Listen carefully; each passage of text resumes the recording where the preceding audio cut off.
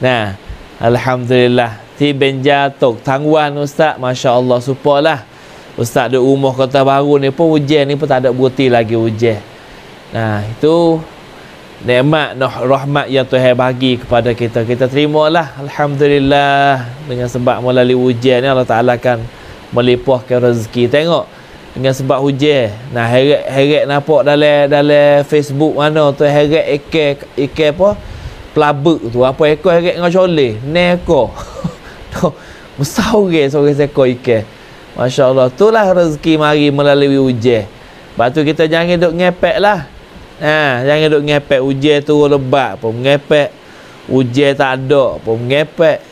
Marah pun ngepek, tak ada kena sekarang. Lalu tu kita kena banyak syukur. Terima kasih pada Allah Subhanahu Wa Taala.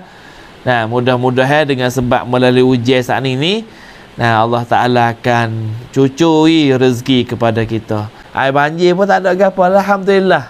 Nah, ada tu Tuhan nak basuh tu. Tuhan nak basuh. Nah, Tuhan nak basuh dosa-dosa di atas muka bumi.